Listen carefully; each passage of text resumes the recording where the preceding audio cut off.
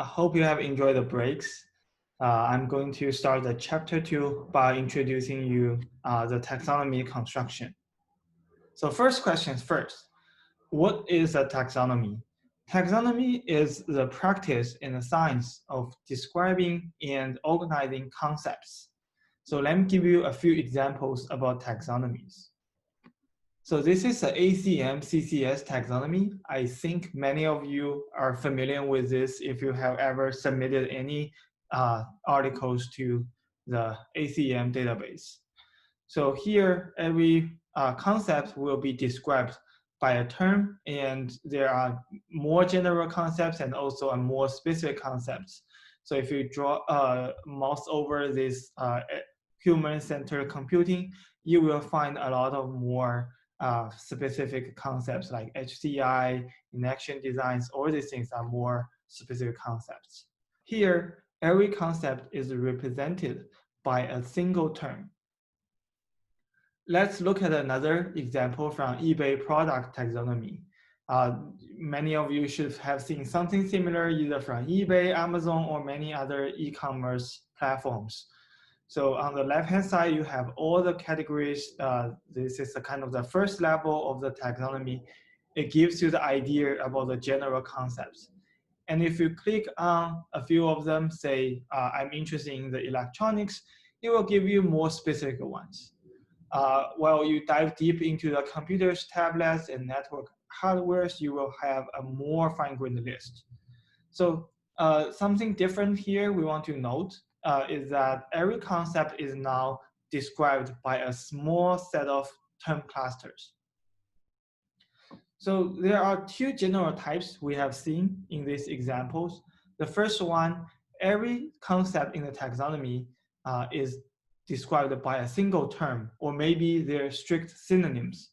So in this case, we will call them instance-based taxonomy.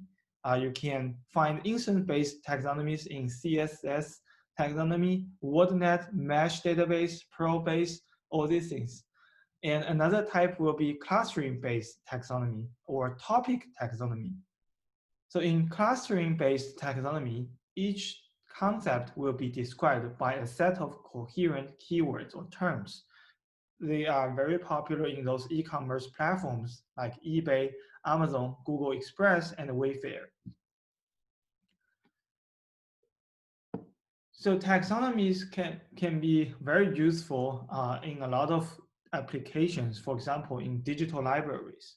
So when we are organizing all these scientific papers into the digital library, we will want to categorize them first into different types and then allocate the documents into the corresponding nodes in this taxonomy tree, or taxonomy DAG sometimes.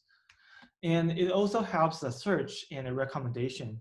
So for example, when some user is searching for some processing units, we will be able to find, narrow down the scope of the search to GPU or TPU based on the user's feedback. And in the next round, we can refine the search accordingly.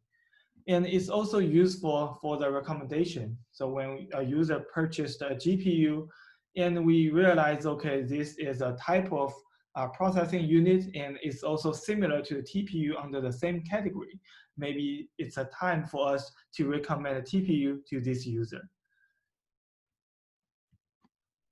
The major question we have here is how can we build a taxonomy? While taxonomy is very useful, its construction is never an easy task. The first or the most traditional way to build a taxonomy will be the manual curation. It's time-consuming and expensive, as we discussed first in the introduction. It relies on intensive human expert effort to do this curation. So we are looking for automated construction, which should be scalable and extensible. We will need a lot of data mining, NLP, and automation techniques to make this possible from this massive amount of raw text into a well-structured taxonomy. There is a typical taxonomy construction process we will follow. First of all, we want to extract the terms. No matter it's an instance-based taxonomy or classroom-based taxonomy, we will need those terms. So it depends on what kind of data source you want you have. It depends on what data source do you have. If you are working on raw text, we probably can use a phrase mining technique we've introduced before, or in some cases, you may be interested in the name entity only. So you can first apply NER methods, get your terms. For other different sources, you probably have some different methods. The second step to construct the taxonomy will be deciding the taxon representations. So what type of taxonomy do you want? Instance-based or classroom-based? It really depends on your application scenarios. So you need to think of your need and try to figure out which type of the taxonomy is the best fit for your application. The third step will be, okay, I have decided the type, then what's the taxonomy relationship I want to have? Is a relationship part of relationship or other relationship? Is the most popular relationship here for a taxonomy. Is basically the parent node is a super concept of the child node, and the child node is a specific instance of its parent node. So this is something you need to think of. And then the last step will be how many supervision you want or you have. Do you want to label any taxonomies or parts of the relationship, or can you give me a few seed taxons, or you actually have some similar taxonomy you constructed before? So all this will affect your decision process. So we will focus on how can we construct a taxonomy automatically in this tutorial. So let me give you a landscape or overview of different taxonomy construction methods. The X here is the amount of labeling effort you need to spend. The Y here is the structure level. So we have different levels of this labeling effort, from no supervision, a few labeled supervision, and fully annotated relations and taxonomies. From a structure level, we have this taxonomic relation. We only want to find the relationships. Then we go one step further. We want to find the instance-based taxonomy, or eventually we want to find those classroom-based taxonomy. So there is a huge matrix here. It contains all different methods developed for different purposes, and you can combine whatever kind of the effort you want to spend and what kind of the structure level you want, and then you can figure out what's the appropriate method you are looking for. So in this tutorial, we are more interested in this classroom-based taxonomy and without any supervision. So we want to make sure we can build this taxonomy with very limited human effort, and for this classroom-based taxonomy. Okay. So let me give you an example of the constructed topic taxonomy here. So we have a root node. We have a few different nodes here. If you look at these nodes, they are represented by a set of terms. If you look at the terms, if you have computer science background, it's not hard to tell. The first node is about computer vision. The second node is about machine learning. The third one may be data mining. The fourth one will be natural language processing. And if we look at the child nodes we have for the data mining, the first one will mostly about frequent pattern mining and association rule mining. The second one will be, I would say, it's graph mining. The third one will be social network analysis. So that's kind of the idea of the topic taxonomy we are going to construct. And you may have some question like why we want to use topic taxonomy. Topic taxonomy can help us to structure the networks or the knowledge graphs in a hierarchical way. It provides you a holistic view without looking into the network itself. In an automatically constructed knowledge graph, there are typically millions of nodes and billions of edges. It's really difficult for a human expert to look into these nodes and edges one by one. So it's really necessary for a taxonomy to first provide you a holistic view, then you can have some idea about where we are, and then you can efficiently browse the network and try to summarize the knowledge and insights embedded in this knowledge graph. So as one of the most classical model for topic taxonomy, it will be hierarchical topic modeling. So it uses a cluster of terms to represent a concept and organize the topics in a hierarchical way. It will give you some different statistical assumption on the data generation process. Depending on what kind of the assumption you want, you can choose the method accordingly. You can have this HLDA, you can have this HPAM, you can also have this Dirichlet forest model. So for example, in HLDA, it assumes that you were going to first generate a root restaurant by the first concept, which is a root concept. And then for each level, you are going to draw a table for a restaurant using some equation to decide whether you want to sit on this restaurant for this particular words or sentences. And then you are going to draw the topic representation or topic vector from some Dirichlet distribution. And then based on such topic, you are going to generate the words. So this is some idea of this generation process following the Chinese restaurant process in HLDA. And eventually, once you have a document, you do some EM you do some maximum likelihood estimation, you will be realize, okay, which topic it's talking about, and you can also allocate the keywords into different topics accordingly. So for every node in this taxonomy, you will have a distribution over the entire vocabulary. And by looking at the most likely words or most popular words in this distribution, you will be able to come up with a set of terms describing this concept. But looking at this example, while some of them are quite clear, like this recognition speech character word, they are somehow tailing. But if you look at some other ones, some of them are not that interesting to the human expert. So there are some similar methods following the generation process, but slightly different. So this is the PAM model. It's just a slightly different generation process, and then it gives you some different inference. So eventually it is slightly more tailing than the HLDA in practice based on our evaluations, but there's still a long way to go to making it more effective. And hierarchical clustering is another thread that can be applied to construct topic taxonomy. So basically it's grouping the terms into hierarchical clusters, and each cluster represents an interested concept. There are different ways, top-down and the bottom-up. It's very intuitive. And for the top-down methods, KCHIN might be the most effective one as far as we know.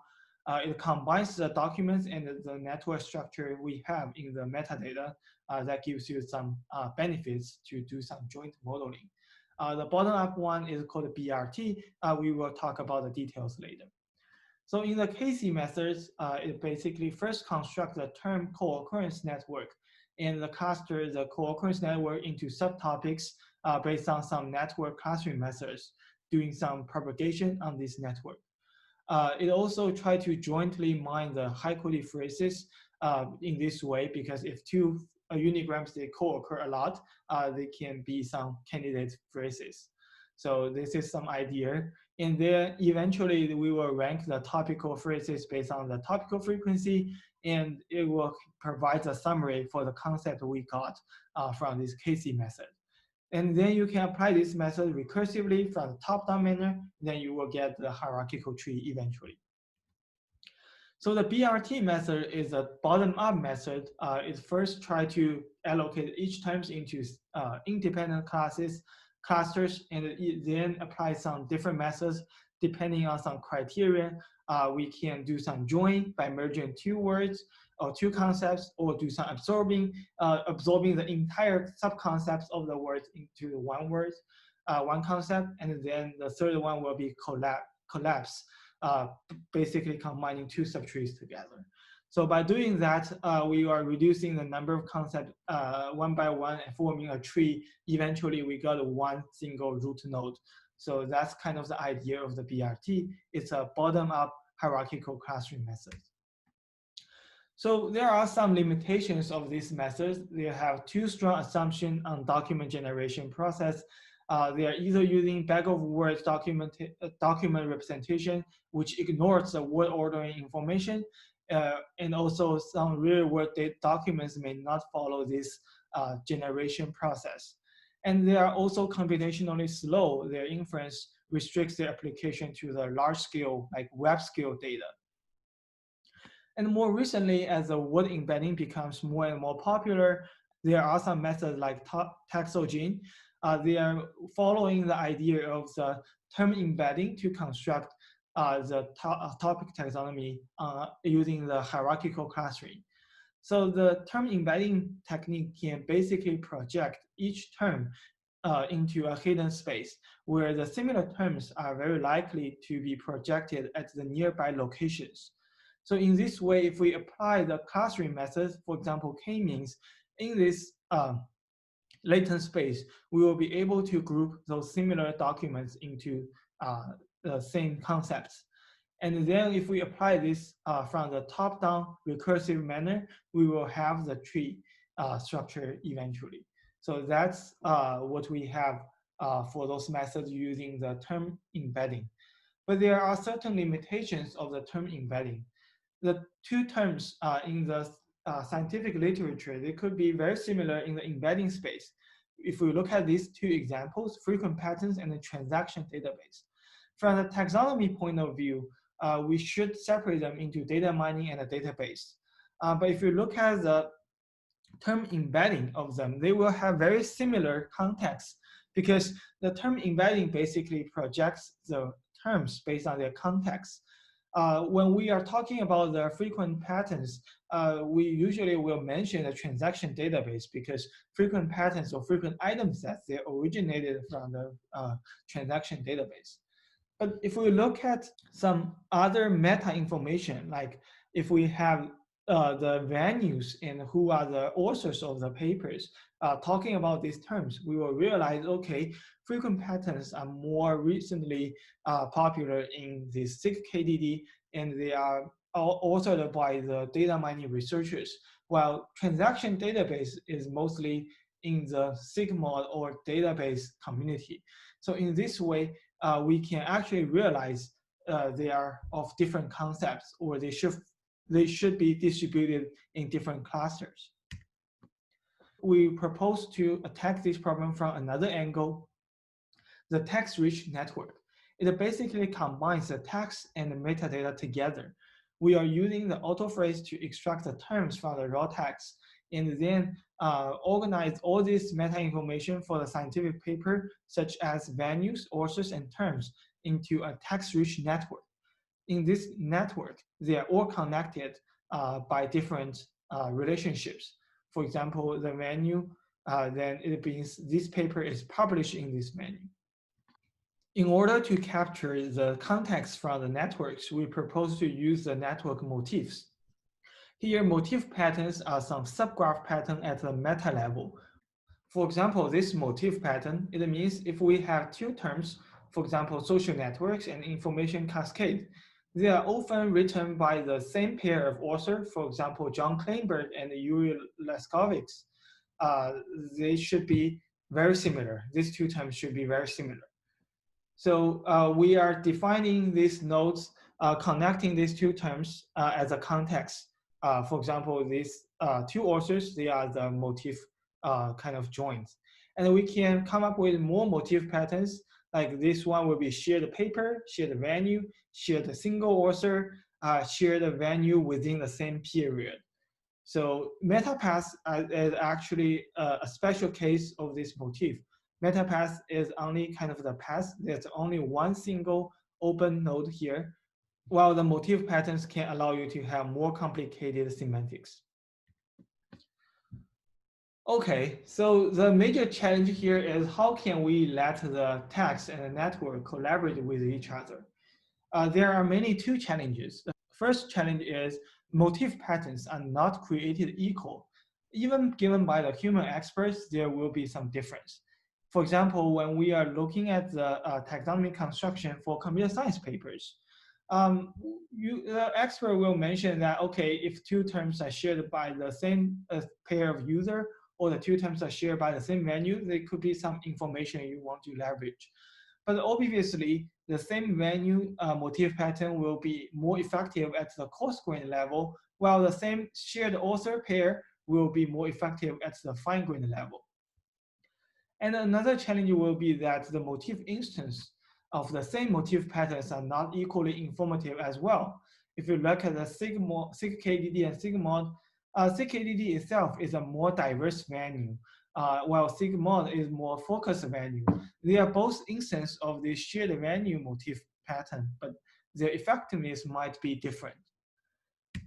To address these two challenges, we propose Netaxel, which leverages this. To address these two challenges, we propose Netaxel. It employs an instant level motif selection.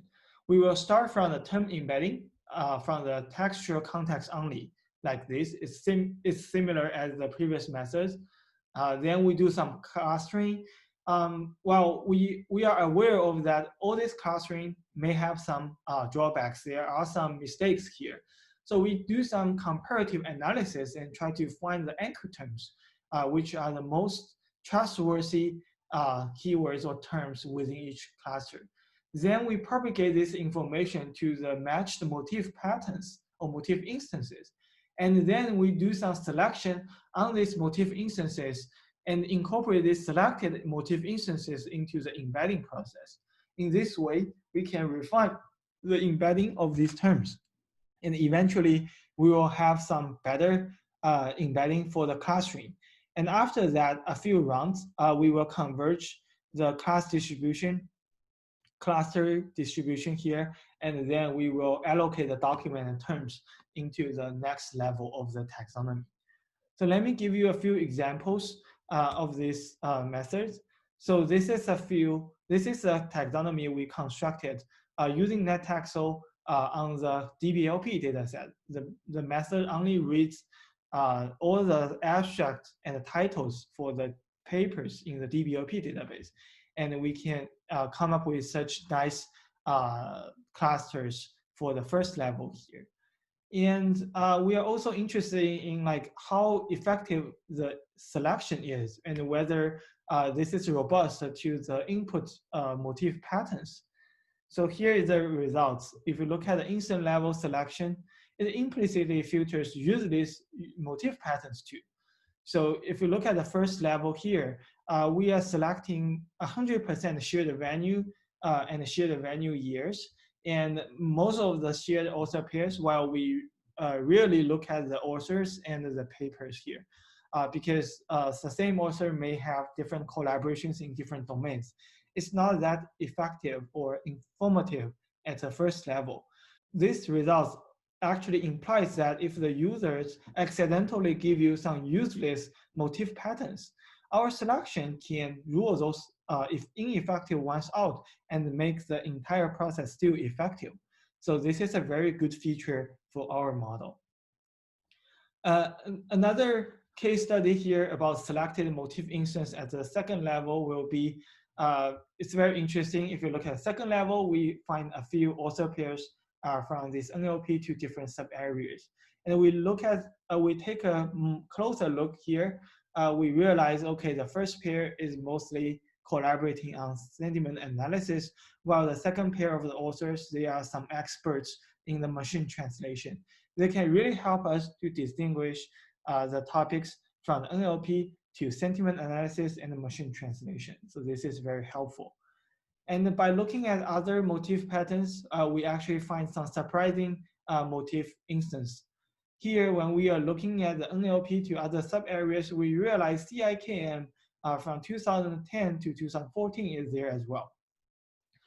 we actually looked at that, try to figure out whether this is a mistake or it's actually a feature. So we look at the top, the most frequent keywords in CIKM during this time period. We realized, okay, question answering, information extraction, language models, sentiment analysis, sentiment classification, and knowledge base. They are all keywords related to NLP. So if you find some words in this interdisciplinary papers or publications, they are very helpful for us to identify these kind of things. So after all this case study, let's do some quantitative evaluation for Netaxel. We are mainly evaluating these methods from 3 aspects. The first one is coherence measure. It measures like how likely all these terms in the same taxonomy node they are coherent. It's similar to the topic models evaluation. We are going to present a set of words we have for each taxonomy node and ask the human to see whether the expert can see some coherent topic and how many of these words are really belong to this topic. The second criterion is about sibling exclusiveness. We want to make sure that different nodes at the same level, they are exclusive to each other. So during this navigation process, the users won't be confused by different nodes. The third criterion here is about the parent and child relationship. We are interested in see whether this parent and the child relationship really follows the is-a relationship, as we mentioned before. So all these metrics are between 0 and 1, the bigger, the better. So this is the only thing you need to know from this slide. So let's look at the table here. So we evaluated the HPAM and Taxogen. They are 2 methods mostly rely on the text data. We have the KCHIN++, which is mostly using the network data.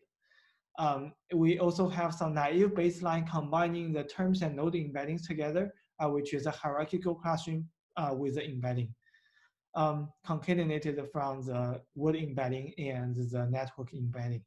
And we also have our own ablation version of the Netaxel without the motif selection. The ++ here means they are enhanced by our phrase mining results. So we just want to make sure all these methods, they are on the same page. They are all using the phrase mining as their input. So as you can see here from all these dimensions, Netaxel outperforms the previous methods significantly. And it's worth noting that if we naively combine the embedding derived from the text and the network in this H-class hierarchical classroom embedding, the performance is actually really bad. And without the selection, it actually hurts the sibling exclusiveness a lot. And also on the Yelp data set, it hurts the parent and the child relationship significantly. So it means that Netaxel is very effective and the motif selection process is necessary. Okay, that's all for the taxonomy construction part. Let me hand it over to Dr. Meng Jiang for the knowledge graph construction part. Thank you.